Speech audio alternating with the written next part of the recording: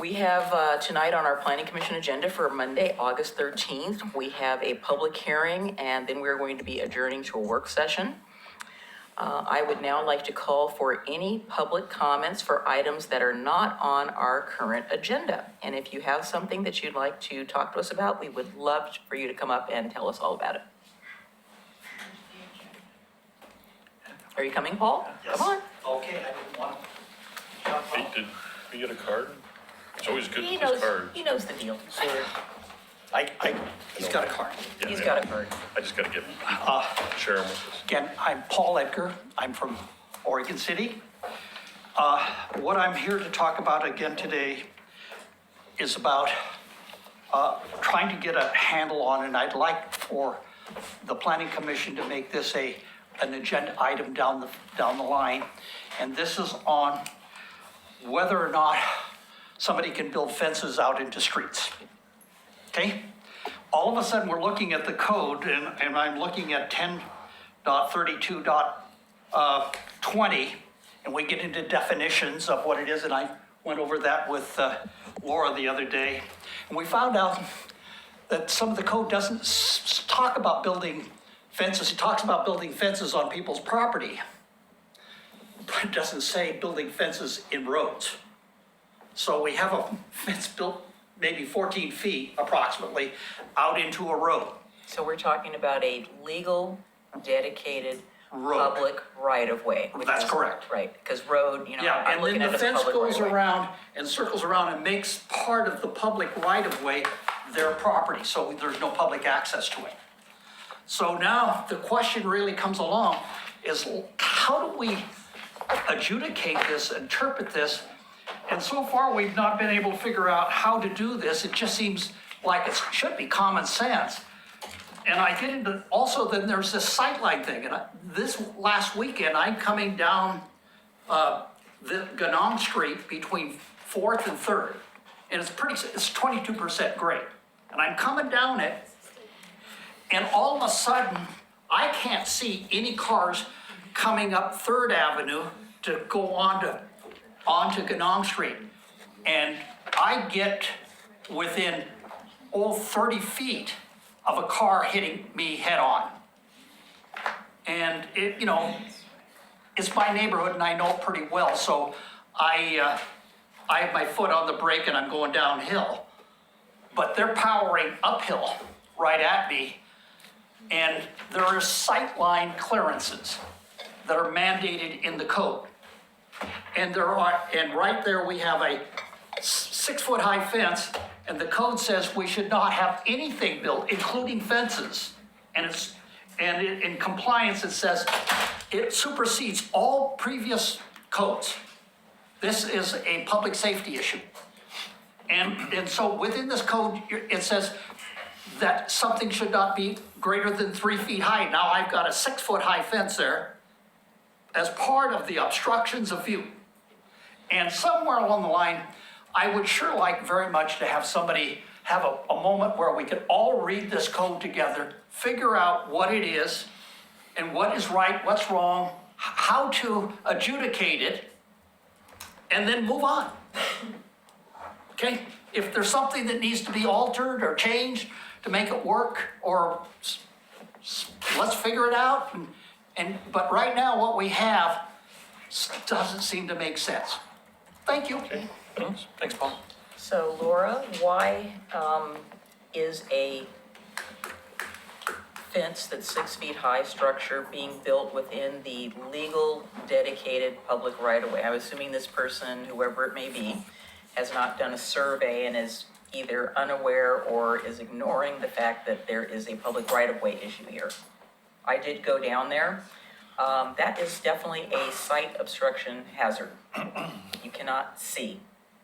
Yeah, no, I appreciate the Kind comment. of crazy. Okay. So a couple of things. I just wanted to talk about code enforcement in general happens in a vacuum. There was a code enforcement violation on this. I think it's over. I'm not sure if it's over or not, but I need to double check. We don't talk about things in code enforcement because they're supposed to be free of political influence. Right.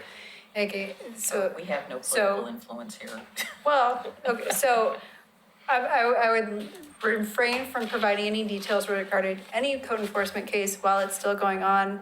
I'll have to double back to see if this is still going on or not. Okay, well, let's And talk about it in general terms, not in this location, but let's say anywhere in the city. that is a good segue to Private use of the public right of also way. the purview of the planning commission, which is not to implement the chapter 10.32, which is the traffic site obstructions portion of the code. So I don't believe that this is the I appropriate. understand that, but I'm asking you a question and we're on the public record. We've had a public, I feel obligated because we've had a question. If you would be so kind as to just answer it in general, whether it's our purview or not. It's been brought here. What's the question The specifically? question is, as I recall in reading that code section, it does not allow for any obstructions within the legally deeded public right-of-way that is within the city of Oregon City or probably anywhere else that I'm aware of. So let's just say generally that, So one is that chapter 10.32 of our code is enforced by our Public Works Department, not myself. So I don't want to get into the details of that chapter because I don't want to provide anything that's incorrect. I would say that generally there are traffic site obstructions. You're also talking about obstructions, permanent or temporary obstructions in the Sure. right-of-way. Sure. And those require approval by the city commission as well. And so I think there's a lot of issues. That was an easy question with a more difficult answer. Anyone is certainly welcome to take a look at chapter 10.32 and talk to our Public Works Department about it. There are some things in 10.32 that it does allow, it exempts things 3.5 feet below. right. So, I mean, your There's- question was, does it allow things? So it depends. Allow There's things in the above right of way that 3.5 go to feet. city commission or not, and then there's also some exemptions within that code as well. 3.5 feet and above. My understanding in looking at the code, the last time this was brought up is that I would, as a reasonable, I'll use from school, the reasonable man theory, although not a man, a reasonable person theory, that it says it does not allow for anything above X amount of feet that would allow for obstructions of some, particularly traffic safety. I think, obviously it is a traffic safety issue. And we do get a lot of things that come here that are generally not within the general scope. But again, the question was asked, and rather than say, well, I'm sorry, we're not gonna deal with it, we can just try to answer it. Yeah, John, is that why you're I here? could offer up other alternatives, though. I mean, aside from Public Works Director, Public Works, perhaps their Transportation Advisory Committee might be a better venue. Well, I mean, that's more I think within it's not a that traffic realm. advisory committee issue, but that's just my personal opinion. Because I think it boils down to the policy of whether or not the public is allowed to use the Public right away public right of way. If it's private use of the for, public right of way. for something that's. I think there's 4 different things: fence height, fence location, Yeah. use of public right-of-way, traffic site obstruction. And That's did they 3, get an but, enforcement I permit mean, to do it? so, and code enforcement. Yeah, so our fabulous Public Works Director's here, and I'm just gonna say this on the record, not to ask you to come up, but would you be so kind as to, by maybe email, get back to the Planning Commission on that particular question? Well, That hold on, that I now. had, not the code enforcement issue, but the general question is whether a structure, and I'm being generic, is allowed within the public right-of-way. So I just appreciate that, and then we can move on to the, I would be careful because we know that when we were talking about issues specifically related to code enforcement, there are a lot of nuances and a lot of situations. I'm So speaking I would generically. hesitate to provide a general answer to something if that's not the case in any particular situation. But regardless, I'm sorry, we that do was have a me. lot for That was you me. this evening on code amendments. Did you want a minute, John, or are you willing to accept her answer and we'll move on? That's a great smile. I'm gonna take, I wanna say, we're well aware of the issue.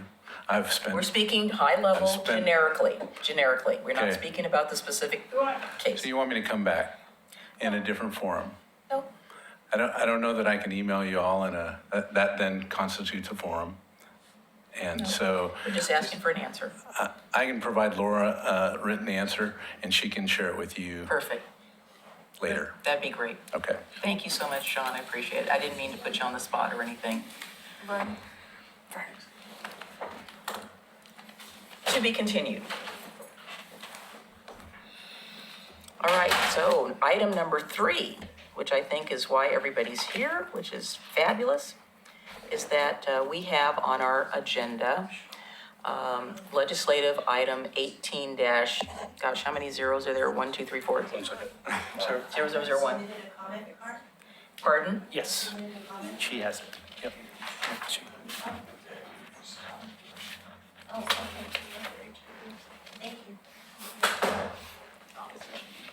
Everything I have on here is for item 3A,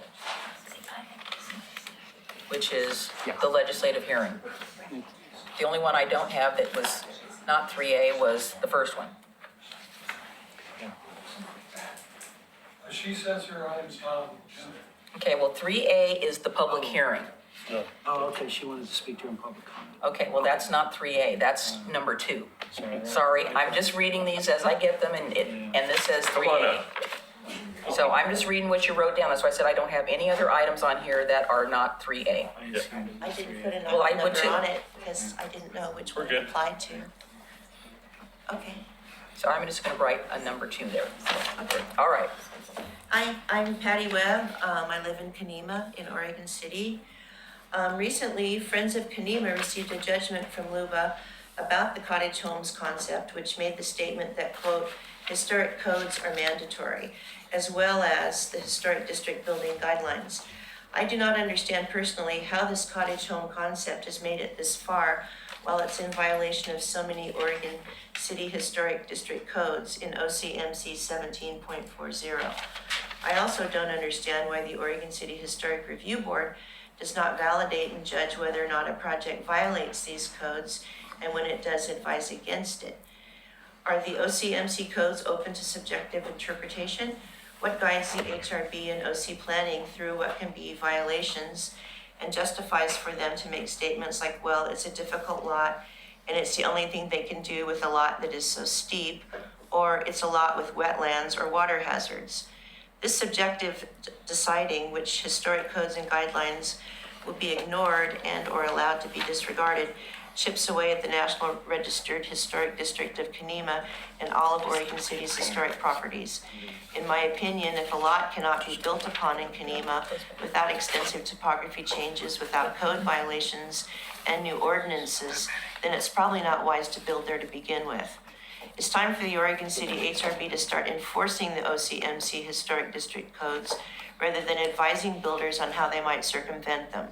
They were written to preserve our historic districts and neighborhoods and keep the homes there to not be devalued and made unsafe, allowing buildings on slopes that have LiDAR detected high susceptibility to landslides. Contrary to what's been said and done recently, it's always been my understanding that OC's historic district code and environmental codes are the law and are indeed mandatory. It should not be the responsibility of the citizenry to ensure compliance with what we assume is statutory laws and codes. We have committees and boards that should have the background and knowledge and are charged with enforcement, not private parties.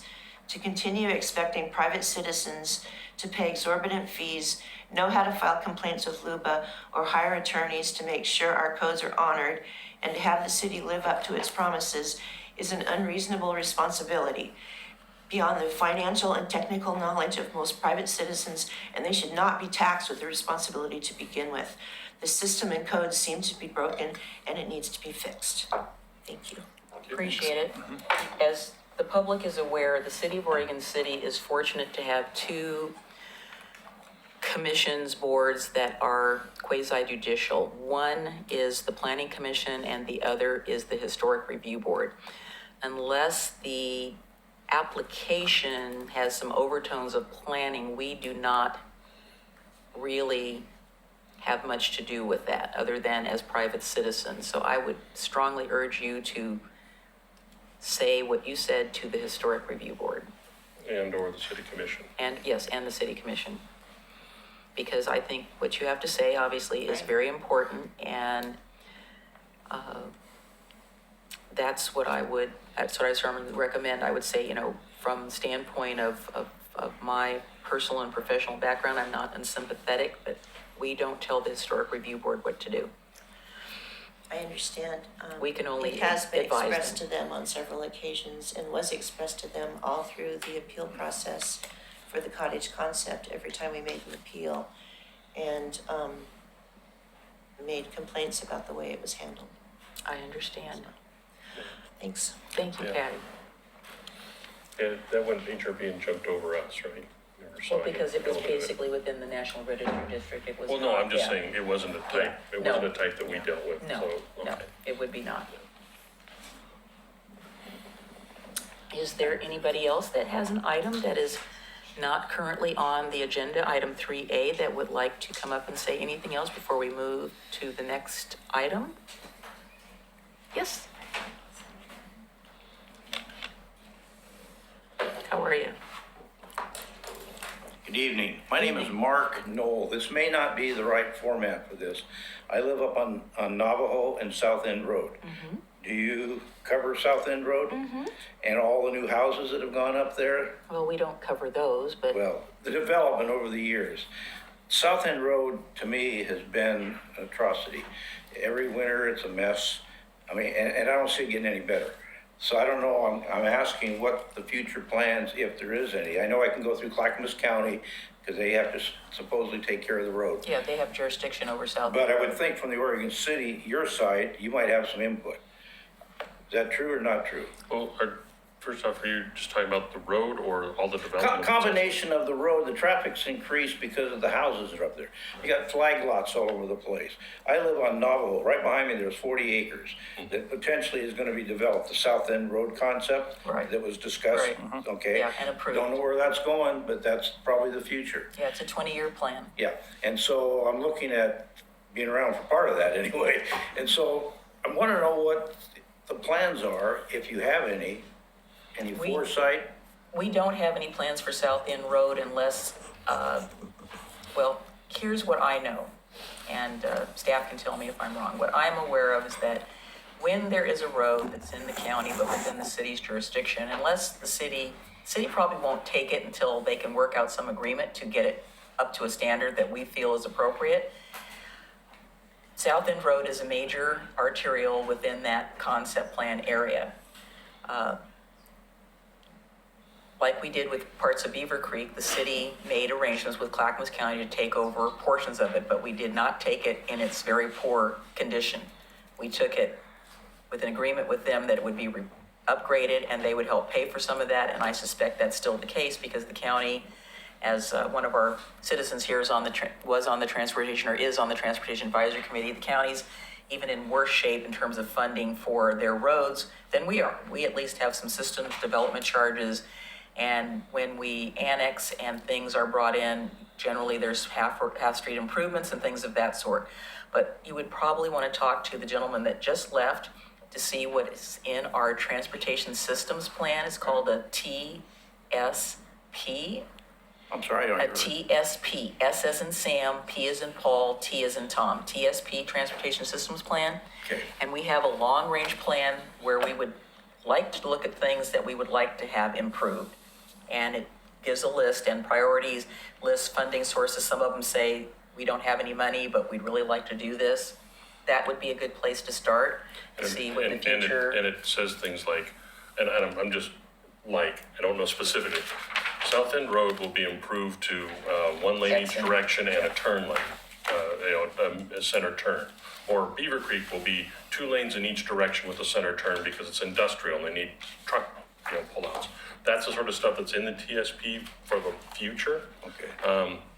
But you'll find a lot of those projects will say things like constrained by funding as development occurs. So when those 40 acres behind you get plopped full of houses, a lot of that money should be used to improve South End.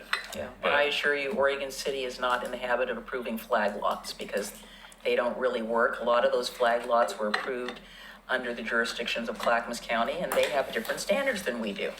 So the taxes that occur from the houses, who's getting the money? Clackamas It County? or depends on, Oregon? well, Clackamas County gets some of everybody's taxes. Everybody gets the win. Well, when you look at your tax bill, you got the state, you got the school district, you got the county, you got the city, you got Everybody's fire got their district. handout. Everybody, well, not their handout, but everybody's got some portion of the assessment that is part of all of our property taxes. I could not tell you how much the county has allocated for road improvements from their assessments. It's a bigger issue than what we deal with, but I would talk to county transportation. They have a TSP as well. Okay. And maybe there's something in there that could tell you about what their plans are for, I'm sure they would just like to say, yeah, we'd like to give it to the city and then we don't have to deal with it, but that's not gonna happen. Much like the fire station up there, right? Which The Oregon City used to own, you turned it over to Clackamas County. No, to run. yeah, that's the one on South Yeah. End Road, that's our fire station. Yeah. We own it, we lease it Yeah. to So you- Clackamas Clackamas County Fire runs it. District, not Clackamas County, Clackamas Fire District. Fire district. Yeah, Yeah. yeah, Clackamas County doesn't own any fire stations as far as I know. And then the other thing, just on top of the property taxes of those 40 acres, whatever it is, whatever they build there, they will pay what's called system development charges, which is their impact upon our systems, water, parks, sewers, roads. And those monies have to be used just for what those charges are. Sure. So whatever part of SDCs they pay for streets can only be used on streets. Now, it doesn't require them to be used on the streets right there. They can be used on Park Place or whatever.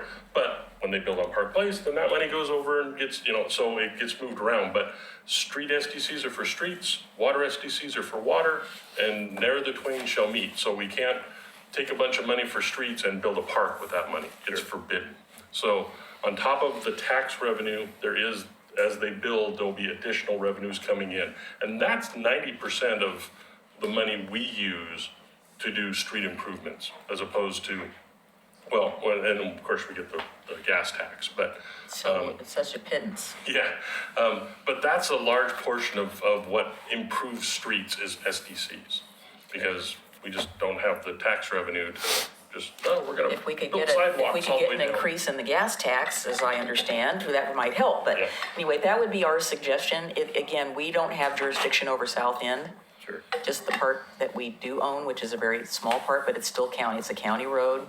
There's parts of Beaver Creek Road that's in the city that are still belong to the county. Yeah. One last comment. Sure. And this is almost laughable on my part. Because of the road of South End being in poor shape to start with, they lowered the speed limit. It made absolutely no sense. It's the same load that's going to go on that road up and down. But their idea was to preserve it by dropping the speed limit. I didn't understand that, but it could be revenue for you. I don't know. Well, it'd be the county sheriff be Yeah. pulling people over out there, not the city of They Oregon do. City. And in fact, it actually does decrease the wear and tear on the road because the tires don't rub as hard when they're going back, when they're going slower. But We're it's just full of minuscule. information tonight. There you Hey, go. I used to work for a paving department, so it does make a difference, but it's days of difference versus years of difference. You've answered a lot of questions. See how well-rounded we are? We just know a lot of stuff just because Okay, I like we've that just part. been indoctrinated by the staff and we can just whip it out there. No, that's fine. Thank you for asking. Yep. You might want to talk to Mr. Edgar. Maybe he knows the specific staff person at the county that you can talk to in transportation that could possibly help you. All right. We do need a comment card from you though. We got one. It's right here. Yeah, but he's talked on two, not on. Well, I can write two things down. Okay, go for it. I can We're good. write 2 and 3A on Okay, here. now it's official. Yeah, okay, all right. All right, anybody else? You can, maybe this is like a quiz show. You can ask us a question, see if we know the answer. What's the square root of? Anyway, all right, so let's move to the main event. So we have actually 2 items on the agenda, and I'm going to have our staff, Pete Walter, kind of explain why we're going to have a public hearing and then why we are adjourning to a work session, because I'm sure that might be just a little bit confusing. And we basically plan to open the public hearing and go from there and then basically go into a work session. And you're more than welcome to stay. We will be happy to hear your comments both places. So Pete, would you be so kind? Thank you. Yes, as you said, tonight is the first evidentiary public hearing for the proposed housing and development code amendments. And this is the item that everybody who's a property owner within the city limits got a green card about. And so this is the date that was on that card. Because we're dealing with such a lot of code amendments and it's a complicated subject, we've added additional work sessions and open houses so that there's more opportunity for the public to comment on this. And tonight, what we'll be doing is briefly introducing this project to you and then taking your testimony if you wish to speak. And then we're going to go into a work session and go into much more detail about the individual code chapters. And so that's kind of what we've got lined up this evening. So I'm going to give you a little background on this project. Before you go on, let me Yeah, just ask, is there sure. anybody that has a procedural question about Yeah. what we're going to be doing? Not the specific detail about your property or somebody else's property, but procedurally. So you understand we're going to have a public hearing, we're going to open it, and if you want to testify specifically about what we're going to be talking about, that's great. If you Yep. want to hold off and get to the work session and ask some general questions that we can try, because, you know, we're in the same boat with you. That's not going to be held against you if you don't want to testify at the public hearing. We're going to kind of go through it, we're going to open it, continue it, and then move into the work session. So does that make sense? So ask Pete your question.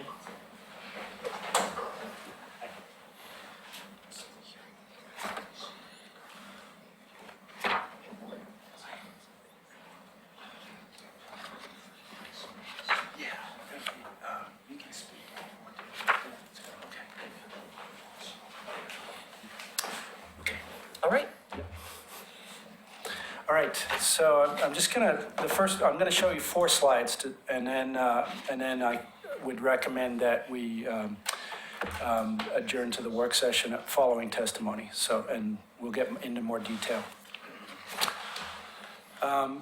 And I wanted to start with, staff will be presenting a staff report on August 27th, and that staff report will contain recommended findings for compliance with the comprehensive plan. So as an introduction to that, I wanted to share what the comprehensive plan, which is adopted by the city to guide land use, and was adopted in 2004, what the comprehensive plan has to say as far as goals and policies related to this set of code amendments. So what we have here is, when you read our comprehensive plan, it has chapters in it, has chapters devoted to public facilities, it has chapters devoted to parks and open space, natural hazards, housing, and land use. So the first goal that it talks about with respect to land use planning is efficient use of the land. The goal is to ensure that property planned for residential, commercial, office, and industrial use is used efficiently and that land is developed following principles of sustainable development. And beneath that, there is a policy to create incentives for new development to use land more efficiency. Goal 2.4 has to do with neighborhood livability. Provide a sense of place and identity for residents and visitors by protecting and maintaining neighborhoods as the basic unit of community life. And there are 3 policies related to that before you hear. One is to review design standards to ensure compatibility of new development. This 2.645 is to ensure that land use patterns create opportunities for people to live closer to where they work. And also to simplify and streamline our permitting and review process. Next, we have goal 10.1, which is diverse housing opportunities. And it says we need to provide for the planning, development, and preservation of a variety of housing types and lot sizes. We need to designate land for a balanced variety of residential use and types of housing. We need to aim to reduce the isolation of income groups within communities by encouraging diversity in housing types within neighborhoods consistent with the Clackamas County Consolidated Plan, while ensuring that needed affordable housing is provided. We need to allow accessory dwelling units under specified conditions in single-family residential designations with the purpose of adding affordable units to the housing inventory and providing flexibility for homeowners. to supplement their income and obtain companionship and security. And we need to use a combination of incentives and standards to promote and encourage well-designed development that result in neighborhood livability and stability. Before you go on, what Yeah. is the Clackamas County Consolidated, That's a good question. whatever that was? Since the comprehensive plan was adopted, the Clackamas County Consolidated Plan has been updated in numerous ways as well. So it's a plan that was adopted by the Clackamas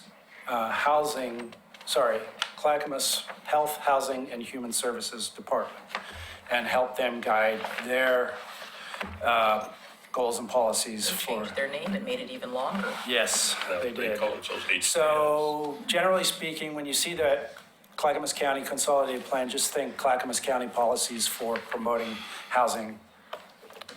Can we, since yeah. I have never heard of that, Yeah, I would like to see how that applies to us, because that makes me a little bit nervous. yeah, okay. We can provide more background on that I plan. need more reading. Yeah, more reading.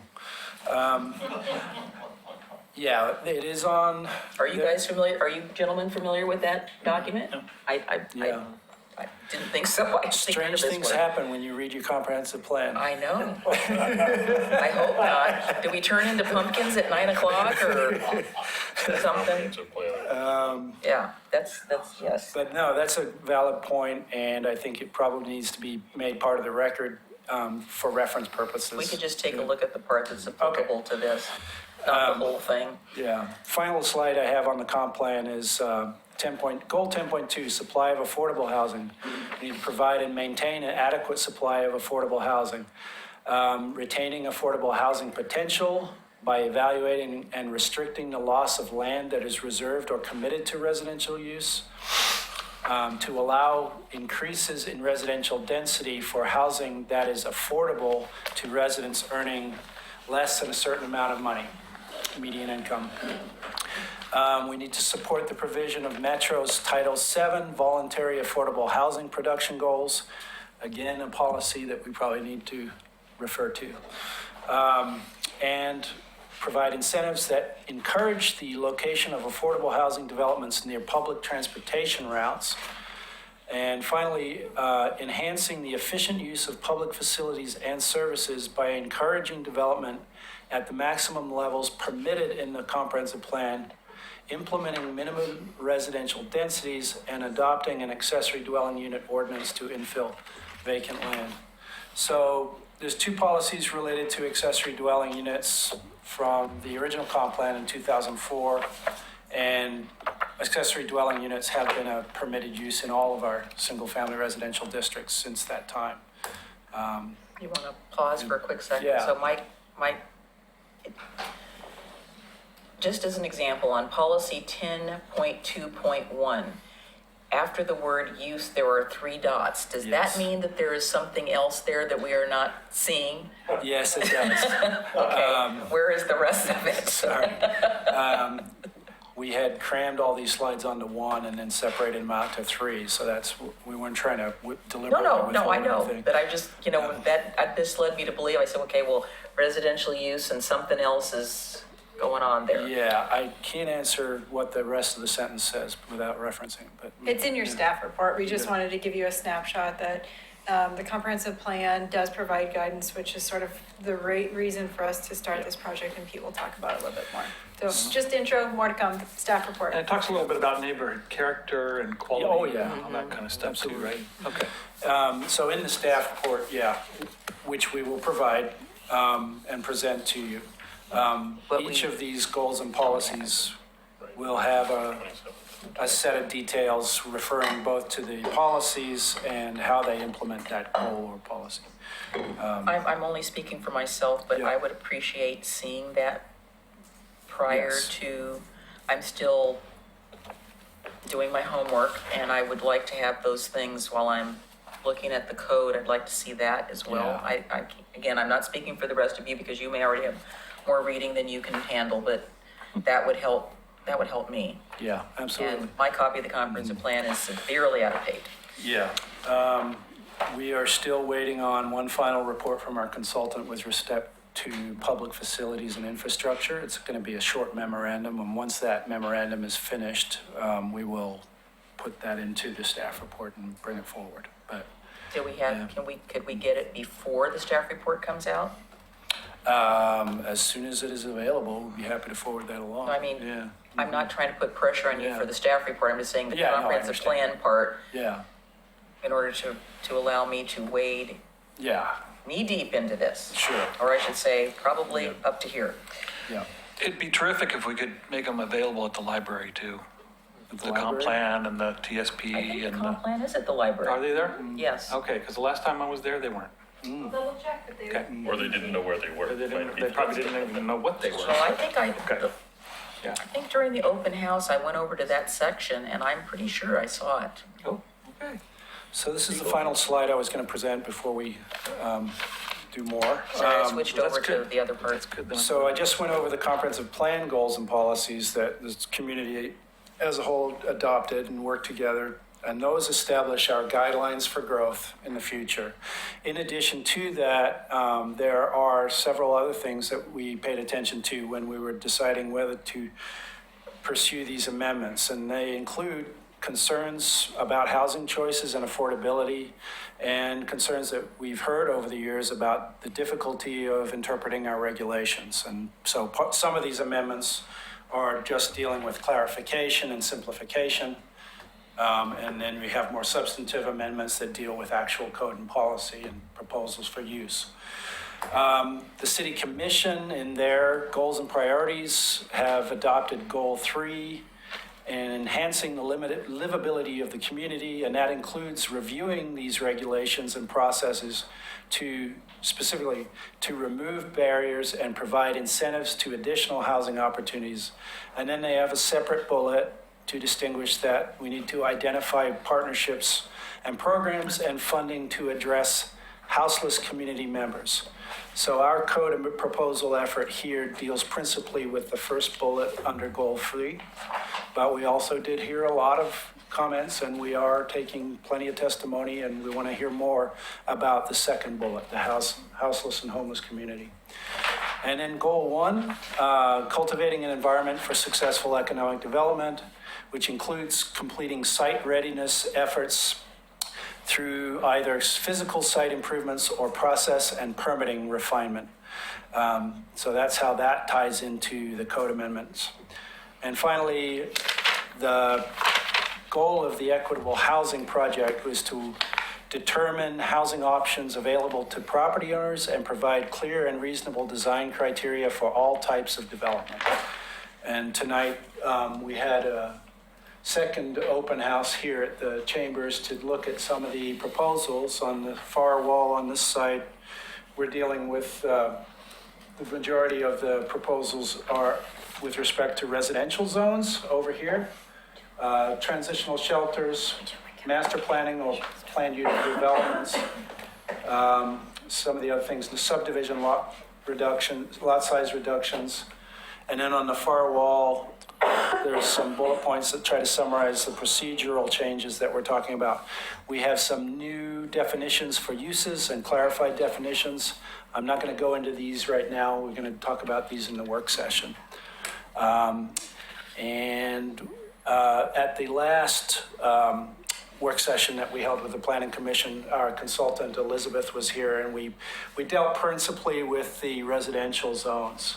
So my suggestion to the Planning Commission tonight was that we would pick up where Elizabeth left off at the last work session, bearing in mind that we can revisit all of that again on the 20th and 27th. Peter, do you have this on the internet? Yes. Okay. Yeah, the latest set of code amendments and the summary and this presentation are all on the website. Okay. Yeah. Thank you. Good question.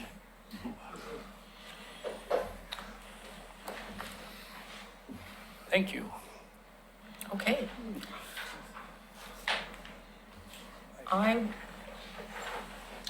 Do we have any questions? We are going to get into more of a discussion regarding the comprehensive plan during the work session as much as we can at this point as a platform and a basis for where we are trying to go with this. And I think it's interesting, I'm just gonna make an aside comment that half the time I'm sitting up here and there's like cold air blowing on me and it's freezing and now you're waving because it's too hot in here.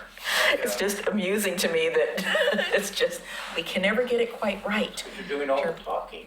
In terms of the temperature, yes. But Well, I understand that, but that's part of, that's why I get paid the big bucks for this position.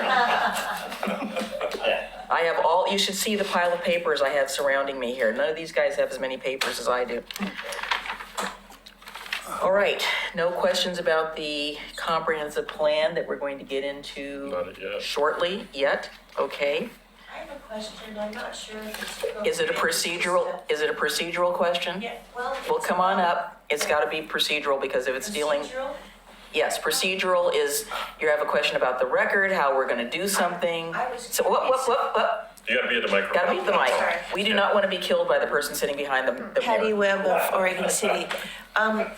The comprehensive plan, when they talk about goal 1, I assume there's a goal 2, goal 3, I have There read are it. 14. If it puts it in some sort of priority, No. Yeah, well, yes and no. Yeah. So my interpretation is that goal 1 in the statewide planning goals is there as number 1 for a reason. Because it is the one that says that we are to provide access to citizens at all stages. Now, I want to clarify that because my little caveat is, yes, everyone has the opportunity to participate, but it doesn't mean that you get your way. You just get the opportunity to participate. And that's basically, in a nutshell, what goal 1 is. And there's a reason during the statewide plan that we did many years ago in the 70s, why that was number 1. But there are 14, no, there are coastal goals, which we don't generally deal with, but there's like 18 or 19 goals. Am I right? 19, including all the coastal goals? some of them seem to be in conflict with the others, and I was just wondering if there wasn't some sort of hierarchy. No, there's no of- hierarchy past number 2. It's a balancing act. It basically, you have to take the housing goals with the public facilities goals, and you have to balance them all out, and that is what the purpose of a comprehensive plan is. It's to try to find, Livability. yes, it's trying to find the middle ground, Yeah. whatever that may be. I'm not dictating what Just like that the is. constant fight there is between, do you keep water in the streams for salmon, or do you take it out for irrigation for your Right. crops? Both of those are statewide goals. Protect salmon, grow crops, So there is conflict, and that's where it becomes the balance, is who's gonna get 60%, who's gonna get 40 or 80 or 20, or can you do 50-50? Why the Klamath River Compact took forever to iron out. Yeah. So that, yes, that But yeah, is. there It is. just looked odd to see goal 3 over goal Yeah, 1. and so they bear that out in Just- what's called an ESEE analysis, Yes. if you want to get really wonky Technical. about all this. And so that's a big study that looks at the economics and the social and the safety and environmental aspects of that question and fleshes it all out and makes that We need to determination. breathe, but we also need. Indeed, You need to yeah. talk, yeah, you need to Okay. talk on the record, so, Yeah. thank you, Thanks. Patty.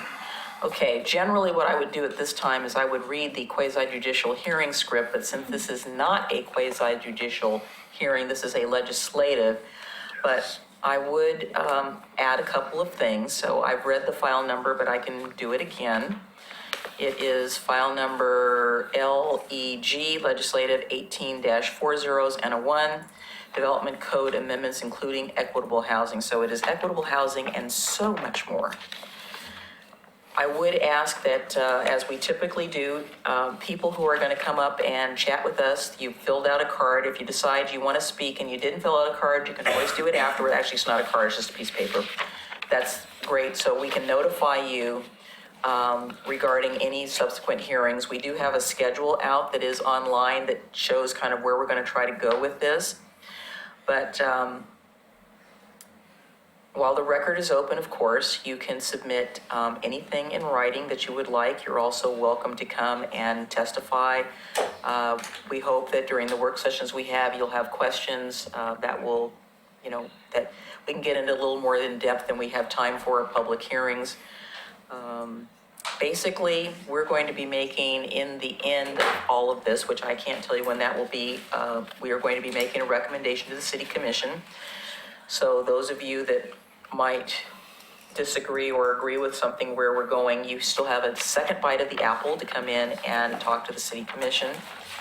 I would basically say that since we are not dealing with a quasi-judicial, there probably aren't any ex parte contacts because we all live in Oregon City, so we'd all have some sort of a contact or conflict because we all live here. And there's no sites to visit because it's going to affect the entire city. And let me go from there, so I think I will go Chairman ahead. Griff, sorry, I neglected. Yes, no, something. please. We did receive one letter this afternoon, which I wanted to enter into the record from Chris Stacks, which is before you. Yes, I think we saw that. Yes.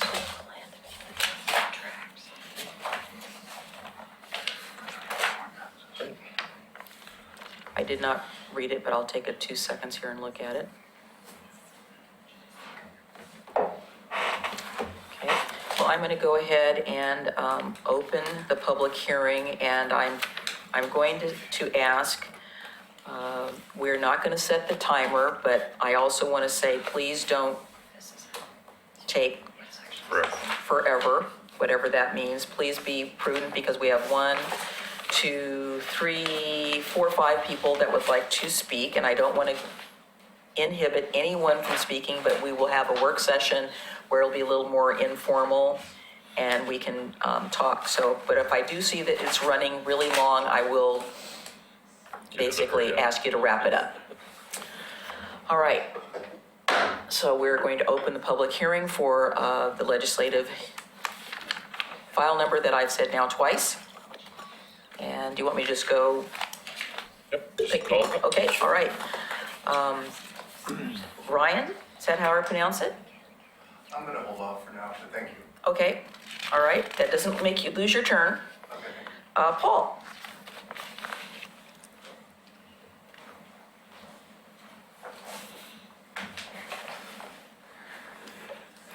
Thank you, Paul Edgar, Oregon City. I have a gross, big problem with a lot of what's happening. And that problem is that we need to create, in this region, 48,000 new dwelling units, affordable housing or equitable housing. And the impact of doing that, if I'm going into McLaughlin, or I'm going into Kenema or some of these areas and I'm trying to alter the character and the livability and a lot of other functional properties that makes up a neighborhood. I just want to, I think we have some danger in this. And at the same time, I look at this plan where Clackamas County is planning to build 212 units. And I wrote something up, you'll get it next week. On Audie Road on 205, and it's $66 million for 212 units. So you divide 212 into 66 million and you come up with a pretty hefty figure. You're referring to cost per unit? That's the cost per unit. Okay. And what it boils down to is we as society can't afford that. The taxpayers, they put $30 million in to buy it down to try to create that. They're giving tax credits, but this is our public money, tax money being put into this project. So somewhere along the line, we have to start looking at aggressively new models. And I happen to be raised here in Oregon, and I love the outdoors and trees and fresh water. And Tom McCall beat me up a long time ago and made me change my ideas about a lot of things. And one of the things I don't want to see is us living where the next generation comes up in elevators and vertical housing and where they don't see trees and fresh water neighborhoods, because I think it's going to alter a whole lot more things than we really realize. So I think that there's one of the things I've talked with Laura about is I would like to see somewhere along the line where we do some gross building where we take some new properties or something. And I even proposed to Laura the idea of taking some properties out along maybe Beaver Creek or around Clackamas Community College that are currently CI. And I would like to see within the plans, maybe some idea, because of best use and important use, would be to take some of these properties and use them for mass housing, affordable housing that's really affordable. But I'd like to do some of this stuff right next to the college, because that's where I have work programs and programs where I can take, rather than giving somebody a handout, I can give them a hand up and they can find their way to better jobs and employment. So one of the things in the county, what the county did was to create some emergency housing just recently. They did a ZDO out in the Clackamas industrial area. It's CDO. It's a zone, it's an emergency plan development code change, so that they could take this land that was an urban renewal owned land and put in some housing out there for, which is really pods. But the whole idea was having some degree of flexibility into our policies and plans that allows us to make decisions on best use, critical use. And we know we've got to come up with something that's better than what we're doing. And so I'm asking for you to look through your crystal balls and try to come up with some ideas as to how we can have more flexibility, how we can think more on the dime, because we don't have, $500 million laying around, and the taxpayers are not going to pick it up, and we got to start figuring something out. I would like for you to look at tiny houses, cluster developments. I think that these are where we can do, in a planned cluster development, we can do some things where we can really save some money. And we need to have proof of concept. We may need an emergency status that says, okay, let's go in and do something where we figure it out and see what we can do. Because right now, all of the plans that everybody's got in front of them is something the taxpayers can't afford. And we can't afford to have people sitting out there and homeless either. And it's the cost of a homeless person is approximately $1,200 a month. That's the fully burdened cost of society supporting these people. And so we're in a real problem. We've got to come up with some solutions. And I'm just thinking, if I can't put a number, let's say 1,000 ADUs in McLaughlin or Kenema or on the hilltop or some of these places, I can't do that. And without destroying everything that we hold close to us. So we've got to start really looking at the big picture, at a big problem, and we've got to come up with some new ideas, because right now, I don't have a solution, and that's the reason why I blurt it out saying, okay, folks, I don't have the answer. Please, everyone, let's work together. Let's think out of the box, whatever it is, but let's think. Thanks. Thank you. Thanks, Paul. Yeah, I don't fundamentally disagree with you, but I think anytime you're adopting anything by some emergency, there are so many unintended consequences that you hate to have to come back and try to fix it later because it's already happened, but it's... Well, I think that's what he's saying, look at it now so it isn't an emergency. Right, but I made a suggestion to staff about, we've got a lot of areas in our community that are unutilized parking lots. I can see housing at Berry Hill that could be appropriate, close to shopping, close to stores, bus lines. They've never ever used all that parking, ever. We've got the same situation in a sense at the Oregon City Shopping Center, where there could be, it's behind now, but what about all of that parking in the front? Right now, people just park their trucks there when they're on furlough. So we have opportunities in other parts of the city where the land, I think, is underutilized, and it could be redeveloped into something else and provide more revenue and provide some maybe affordable. And again, the affordable is a big, because we don't control any markets. We don't have any money to do that or provide incentives, so developer A may think it's affordable, whereas somebody else says no. Doug Neely. Come on up.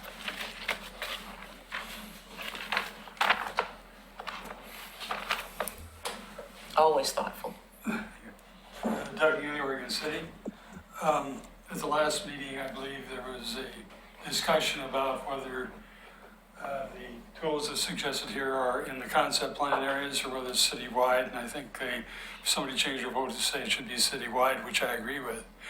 The thing I wanted to mention was simply this, in terms of ancillary units and Doug, you internal. gotta talk, and he's not gonna hear you if you're turning that way. Well, I had to read something. Yeah, okay.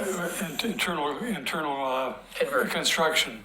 On those two items in particular, if we're dealing with houses that are in local inventory, I don't know if anything has to be changed in terms of the design codes in those particular areas, but, and I'm sure they would have to go through the Historic Review Board to pass muster. But if there's anything that you need to actually look at and what is required in terms of those on the local inventory, I think you should take a look at that as well. That's my only comment. Yeah, I know that Portland just is doing a review about the requirements for like the firewalls between the units and stuff, because they were making them basically be full-on apartment separation walls when it's like the two closets. So I know they're reviewing what the requirements are for the fire breaks between each Not fire breaks, fire walls. yeah. A fire break is where you take your bulldozer and you make a line so that the fire doesn't jump it. It's actually also the little 2x4 in your wall to keep the wall from being a chimney. Yeah. But I anyway, think yes, I'm aware of that, and then thank you, Doug. it'd be great, as long as we don't compromise public safety. That is important. All right, Mark, come on back. I'm fine for right now. You're fine for right now. Okay, wait for the work session. Adam. Good evening. Hi, Mark. Adam was a member of the Yes. the advisory committee on the equitable housing. Adam Zagel, Oregon City, South End Road Concept Team 2 and Equitable Housing member. Being on this advisory committee has definitely opened my eyes to the different needs of Oregon City. I've lived all over the country in different locations, seeing different types of housing, different types of urban sprawl. The cluster idea, cluster housing that's been talked about many, many times, Oregon City may not like as much of that idea, but is definitely going to be able to bring in some great community to people. One of the things learned on the South End Road concept team relating to this now equitable housing is something you guys have discussed already, the master plan public unit development. The opportunity to be able to bring in parks and areas that can not just be townhomes, apartments in one section, but the whole property.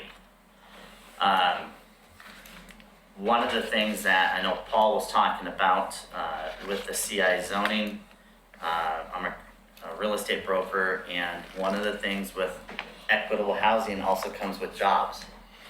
Right now, we've got a shortage of industrial lands that are not being built on, and that's because of that CI zone was meant to be a Clackamas County type, bring the jobs into Oregon City for employment centers. If I remember right, the code actually says 50 or more employees.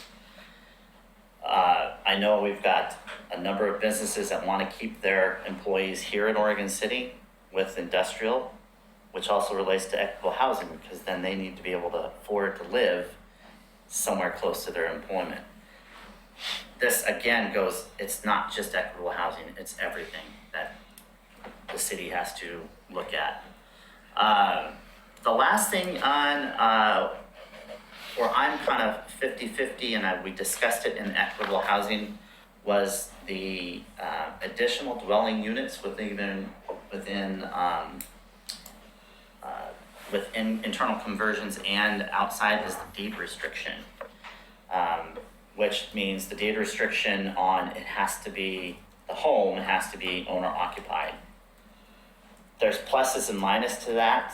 The pluses is you got an owner occupant that then will have hopefully a family member or I'm somebody confused. that lives. I'm that not, has- I'm not following where you're going with that. Oh, the ADU? The deed restriction. Okay. The deed We restriction. weren't talking about a deed restriction, it was gonna be, we talked about it in the sense it was code. I thought you were talking about deed restrictions that already are existing if somebody Oh, no, has a house. sorry. We weren't talking about putting deed restrictions on it. On the ADU. We can't do that. We were saying that that would be part of the code. We can't file a deed restriction. City can't. We had a discussion about whether they should be owner occupied or not, because the concern was it turning into a hotel. Right. I mean, I don't know anybody that lives in this, in the city that wants to have somebody having a hotel next to them. Right, okay, that's all I have. Yeah. So, thank you.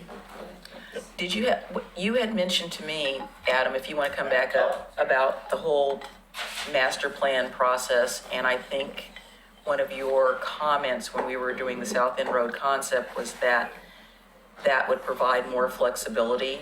I think we've suggested that we put that back in because we think it would be a good, does everything have to be platted this way? Maybe you have a street that, because of some topography or because of a natural feature, you want to wind it around, you want to have a park, you want to have all of that.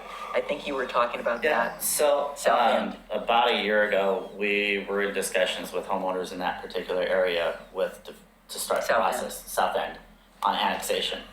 And a couple of the properties were targeted as parks. And that whole public unit development idea was in the back of the developer of mine's head to be able to make not South End just houses. There is the comp plan that talks about not, if I remember correctly, Yeah, the cookie cutter. the cookie cutter, but to be able to have the PUD, public unit development, brought back in to make it a little more livable too. People that can walk to the parks. Happy Valley is a good example in some of their areas, with parks and such. So I know you guys, it sounds like it's been a discussion for a while too. Yeah, we'd like to see it back in, talk Yeah. about providing flexibility. Right. So, yep. Perfect. Good, thank you. Brian, we're back at the top of the pops for you. That's okay, I'm gonna wait for the work session afterwards. Okay, Thank you. all right. Mr. Walter, Great. Looks like there's somebody filling out a card. Carla, are you wanting to come up? I'm thinking what I have to say is somewhat important since you mentioned hotels per se. Oh, I mentioned hotels. Okay, yeah.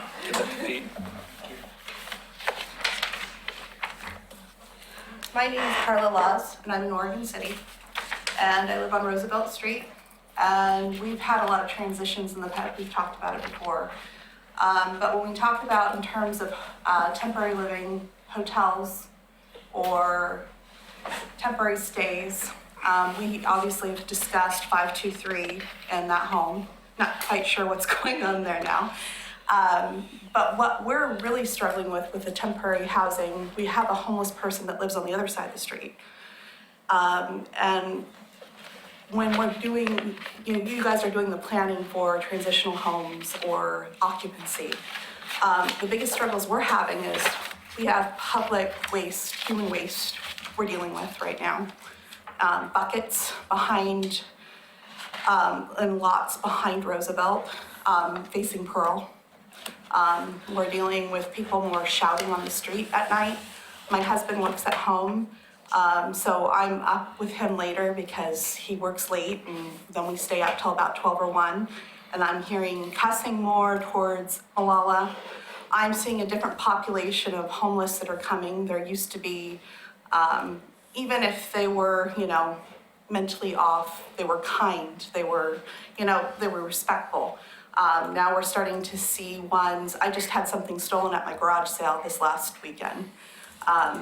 We're seeing more traffic, more littering, more, not that you have control over it, but activity in terms of my 14-year-old sitting out on the porch and there's two people, one from 523 and one making out right in the street, full on, for my 14-year-old. And, you know, you could sit there and say that it's her freedom, get a hotel room, but Roosevelt before was a really quiet street. And we are a good example of the transition that you guys are talking about and what's happening. I mean, I used to walk on Roosevelt Street before I lived there, and I lived on Division. And I'm like, if we ever came back to Barclay Hills, we would buy on Roosevelt Street because it's a nice little quiet pocket street. Not anymore. And, you know, we're still, you know, if we didn't have the parking restrictions either, we would have a mess there. We've had abandoned cars.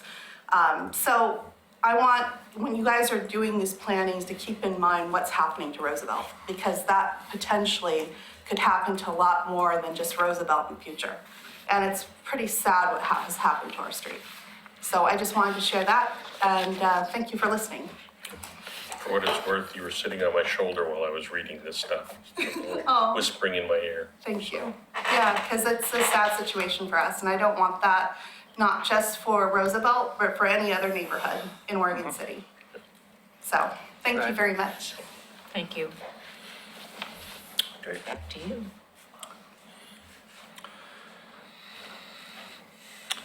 So, So I just want to say, if you are thinking about chatting with us at the work session, we still want you to fill out a slip because we need to know who you are. Everybody else has already have one, I have them.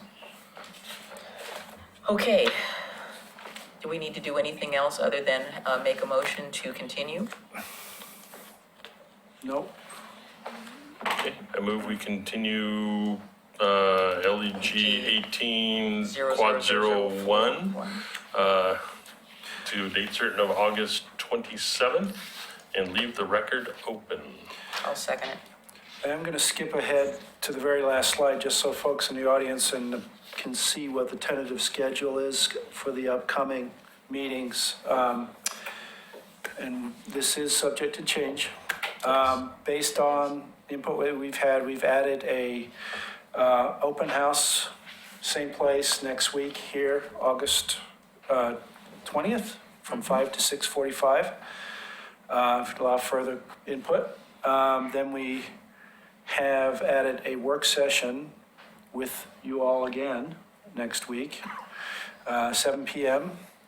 Then on August 27th, we've added a work session with you to address any outstanding items, followed by a second hearing at 7 p.m. We have a placeholder for an additional public hearing with the Planning Commission on September 10th and the 24th. And then if we have a recommendation from the Planning Commission to move forward to the City Commission, then we have the dates for the work session with the City Commission is going to be on September 5th, and then followed by hearings October 3rd, 17th, and November 7th, just so folks know. And what I've done with these remaining slides to help us cross-reference the packet of code changes that you have, which is on the web. And if you print it out, it's two-sided and looks like this, so don't print it out. It's very expensive. Only 326 pages. What we didn't do, which I'm gonna add, is add a table of contents in the front, just for each chapter. But what I've done on the slideshow here is add where in that code packet the main section dealing with that proposal is, just for Planning Commission's reference. And we'll post this PowerPoint online as well.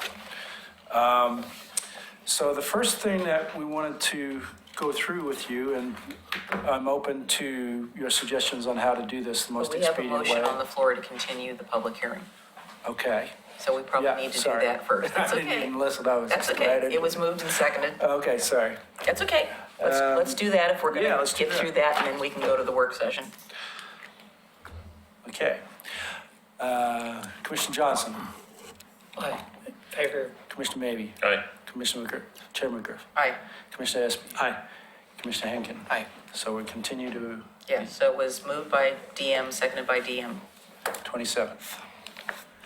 Thank you. All right, so we are now officially in work session land. Great. You didn't hit the gavel to close the public. There we go, now it's. Oh, we need a 5-minute break to change the Okay, tape. we need a Sorry. 5-minute break, change the tape. Perfect timing.